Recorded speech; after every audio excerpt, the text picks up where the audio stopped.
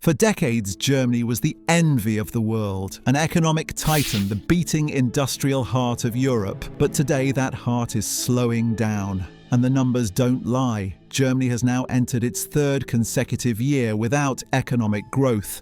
Not flat, not paused, shrinking. For 2 years straight, the German economy has contracted. And this isn't just a blip or a cyclical slowdown. This is a long, grinding decline that experts say could last for years. Behind the GDP charts and economic forecasts is something harder to measure, but far more dangerous: the collapse of national confidence. In Germany, growth isn't just about making money, it's about identity. The country rebuilt itself from the ashes of World War II through hard work, precision engineering, and relentless productivity. Growth was a given. Now, for the first time in generations, people are starting to question that assumption. But what exactly is dragging Germany down? Germany once built the world, from the Autobahn to the BMW, from the Leica lens to the Siemens machine. Made in Germany used to mean something. It stood for craftsmanship, precision, and perfection. But that reputation is now fading, and fast. The backbone of Germany's economy, its powerful manufacturing sector, is quietly collapsing. And it's not one single crisis doing the damage. It's a storm of shocks hitting all at once. It began with the war in Ukraine. Germany, heavily reliant on Russian gas, was caught off guard.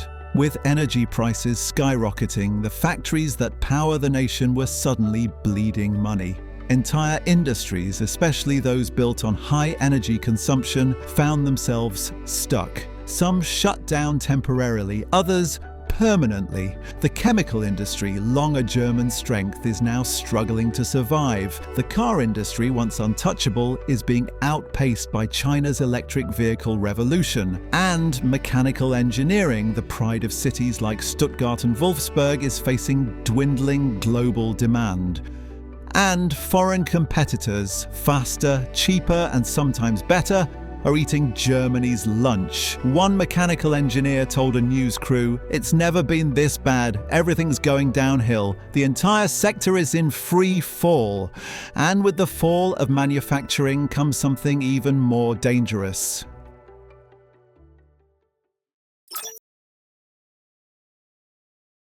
Uwe is a mechanical engineer in eastern Germany. He built a life based on skill, reliability, and consistency, but now he's on reduced hours. His company doesn't have enough work to go around, and each morning he checks the news. Not for sports or politics, but for signs that his job might be gone by next month. His son, Jan Peter, is still in school, but he already feels what his father won't say out loud. The system isn't working anymore. During COVID, his school shut down for days at a time. Teachers vanished, online classes failed, and no one, not the media, not the politicians, seemed to care. In 2009, long before today's crisis, Germany passed a law that would come back to haunt it. It was called the debt brake. The idea was simple: never let government borrowing get out of control again. On paper, it was a good idea, a responsible idea. But in reality, it became a straitjacket. The law restricts Germany from borrowing more than 0.35% of its GDP in a given year. That might sound like a lot, but for one of the world's biggest economies, it's practically nothing. It's like trying to rebuild a house with a pocket full of coins. And today, when Germany desperately needs investment in roads, schools, AI, renewable energy, digital upgrades, it simply can't spend what it needs. The government is locked into economic minimalism in a time that demands maximum action. Politicians know it's a problem. Some want to scrap the debt brake entirely. Others say it must stay no matter what. But neither side is winning. Instead, the entire system is stuck in limbo, frozen by old promises that no longer make sense. And as the debate drags on, Germany falls further behind. This is the paradox. The country is rich but acts poor. It has money but won't spend it.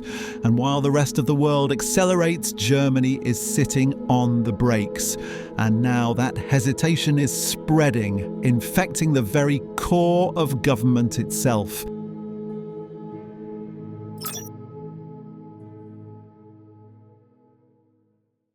Elections are coming, but no one expects a miracle. No party is likely to win a majority.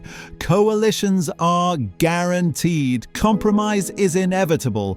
And that means the bold decisions, the real solutions, will probably get lost in negotiations, power plays and red tape. The centre-right promises tax cuts, huge ones. Some even suggest cutting 3 to 4% of GDP in taxes. But the reality, those cuts would mostly benefit the wealthiest Germans, and they know it. The left, they want bigger pensions, more public spending on the elderly. But again, it's not a long-term plan. It's a political offer for votes, not a strategy for survival. And caught in the middle is Germany's young generation, the people who will have to live with the consequences. One expert put it bluntly: this campaign is a fight over redistribution, not reform. The young are the ones paying the price. And here's what's truly dangerous. No party is offering a vision. No one's talking seriously about AI or green energy or how to create jobs in a world being reshaped by automation and geopolitics. Instead, it's all about nostalgia, about going back to what worked before. But here's the truth: what worked before doesn't work anymore. The world has changed, and Germany hasn't. Not because it can't, but because it won't. Some experts believe the crisis is solvable, but only with courage. Germany's crisis isn't just about numbers, it's about identity. For decades, Germans believed in their system, their rules, their reliability, their excellence. But now that identity is breaking. The country is aging. It has a shortage of skilled workers. A generation that grew up in stability is now facing instability for the first time. And there's a creeping fear that the world is moving on without them. If decline becomes normal, if it becomes expected, it's incredibly difficult to reverse. And this isn't just about Germany anymore.